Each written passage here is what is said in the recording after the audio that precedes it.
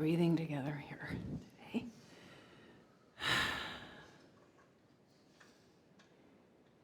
It's good to be in community in this moment. I think some of us have been shaken up this week, a bit. Many of us woke up shocked on Wednesday morning. Kind of like I felt I was in an alternate universe. And if I went back to sleep and changed my dream, I would wake up and I'd be in the real world.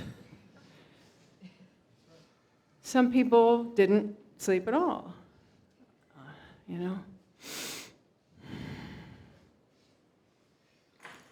What did you feel? Just one word. Sick, despair, depressed, disoriented, disillusionment, scared, detached, numb. I felt numb. I couldn't breathe. Yeah. Lots of feelings, lots of emotions. I think, and I mentioned in a talk a couple weeks ago, that we love drama. And guess what? Buckle your seatbelts, it's gonna be a bumpy ride. We love drama if we're reading a book or seeing a movie and it doesn't have some compelling action, some conflict, some struggle for somebody to work through, then, we throw it down, we leave, we want our money back. We human beings seem to need drama. And I was thinking this week, it's like our lives are one big theatrical stage. And we're all actors playing these roles in this divine comedy. The one that we have all written together, that we are continuing to write together.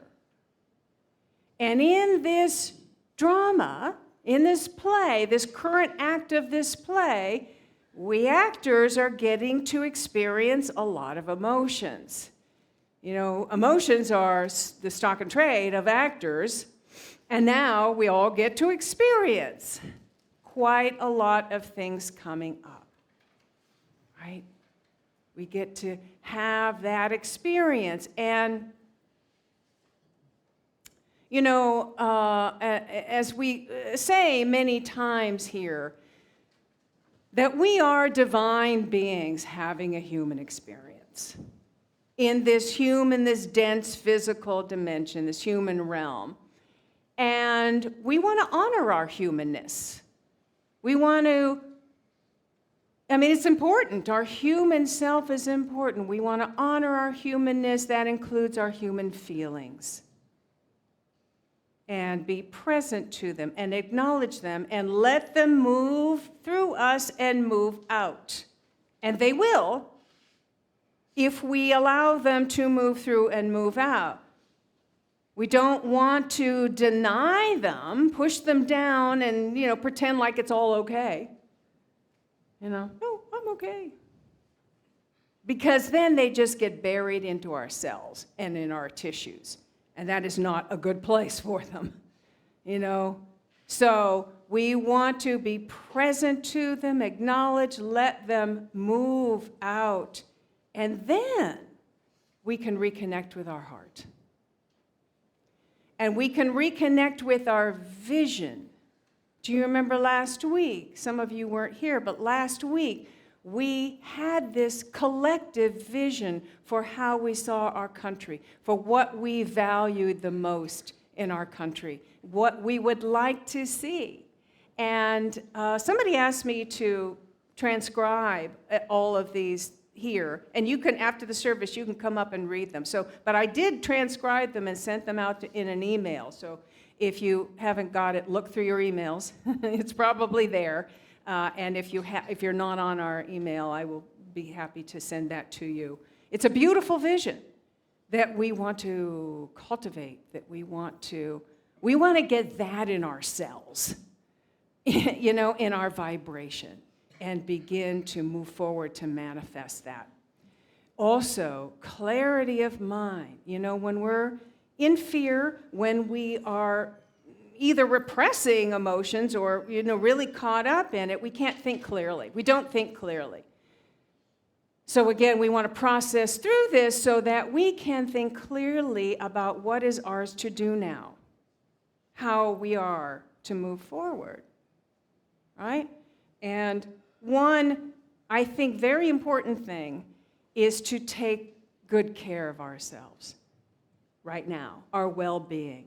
Self-care, I think, is critical for any stressful time, right? So some ideas of, taking better care of ourselves, self-care, going out into nature, taking a long walk into nature and connecting with we are so fortunate in North Carolina. We could just walk out the door and there's a forest. It's not every city in the U.S. has that, is so blessed. We are so blessed. Go out and touch a tree, hug a tree that has been there for decades, centuries.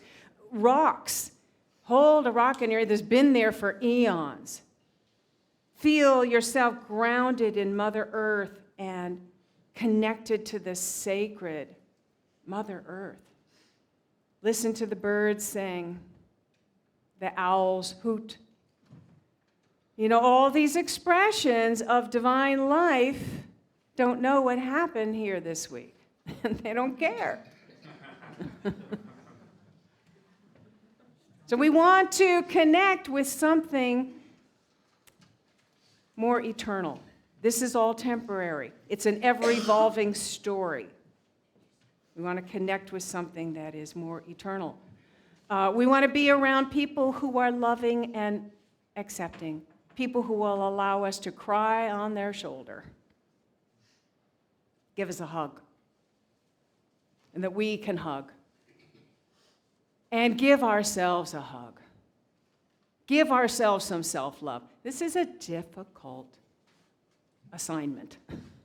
This is a difficult human assignment. We want to give ourselves lots of love throughout the next coming weeks, months, years. No. Take more naps. Give your body a rest. Spend more time in meditation. Whatever your meditation practice is, double up on it. And if you're doing it once a day, try twice a day. If you're doing it once a week, try twice a week. Really spend time deepening in the heart and the soul, in that sacred space. Listen to music more. Turn off the TV, turn off the radio, and turn on the music. Listen, dance, be present to it. Whatever it is that feeds your soul, do more of it. Just double it up. All of these things and more, you probably have some ideas for how to practice some self-care, essential. Then when we've felt our feelings fully, and we have released, eventually, anger and resentment, and we have relaxed and nurtured our mind, body, and spirit, then we can reconnect with our highest spiritual self and listen. Listen to our heart. Listen to others who have a different perspective.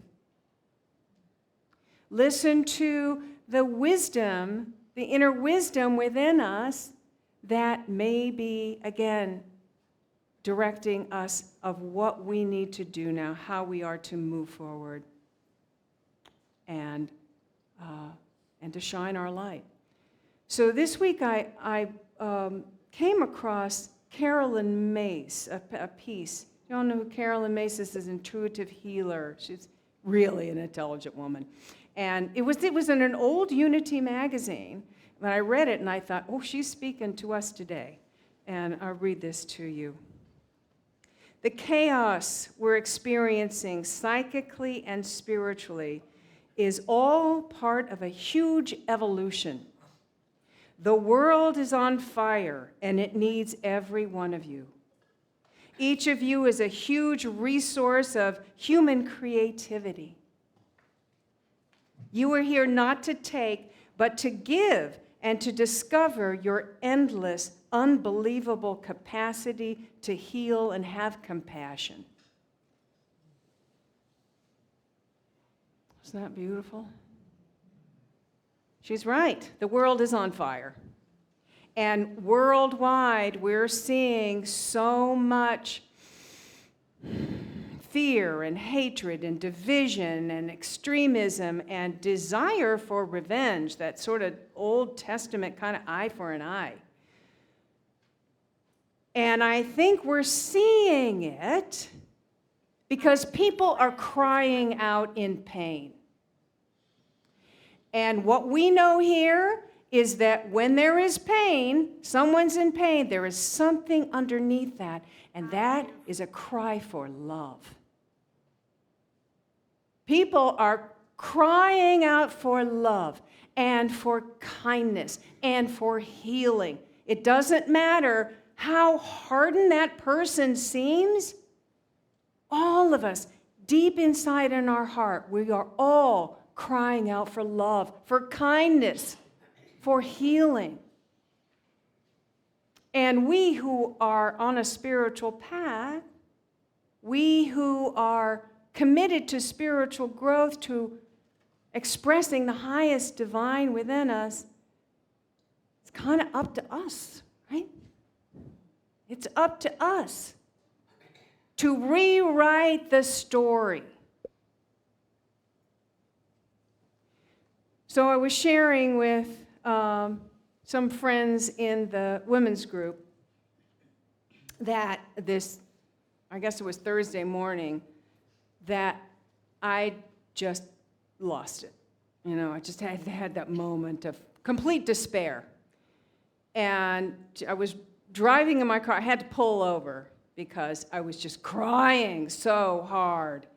And, you know, it was like, I am a child of the 60s. And I grew up in, New Thought spiritual circles. Grew up in Southern California. It was all over the place, I was there and grew up in spiritual circles, New Thought circles. I grew up singing it's the dawning of the age of Aquarius, right? And I'm like, where is it? Where is the age of Aquarius? The harmony and understanding, the sympathy and trust abounding, the no more falsehoods and divisions, the mind's true liberation.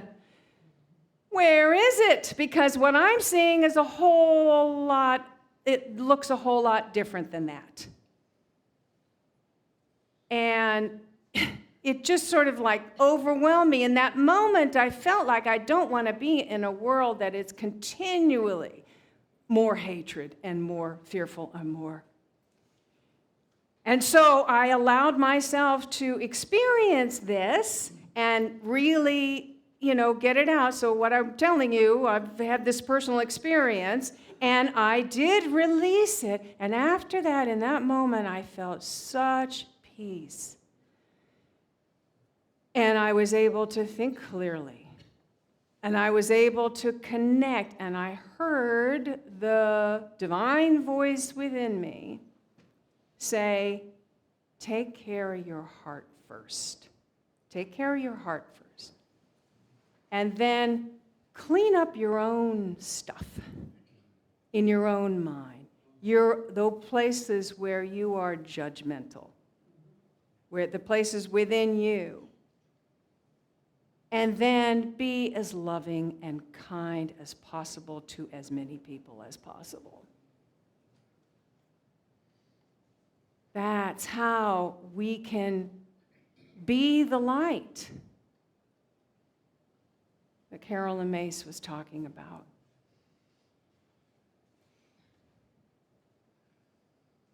It's how we can add our light to the darkness. I love that you started this meditation, Nathan, with the darkness. We are the ones that can add the light in the midst of the darkness. And this is what I heard Spirit say to me, and I said, yeah, and you know what? I know a lot of other people who are doing the same thing. I know them, they're right here. These radiant beings of light that are expressing love and kindness in the world. And it's a growing movement, and we are rewriting the script. We're in the process of rewriting it. We want to stay connected, stay focused. It is all a part of this huge evolution. And it is a huge evolution that I believe includes healing the shadow self of this country. And I think we have a huge shadow in this country from the very beginning. And that brought to mind the very famous Dr. Martin Luther King quote, where he says, "The arc of the moral universe is long." Long, I don't know if he knew how long it was. But it bends towards justice, right?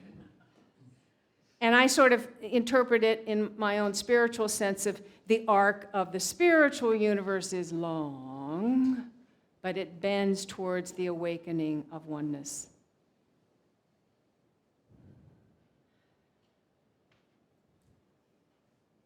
Right?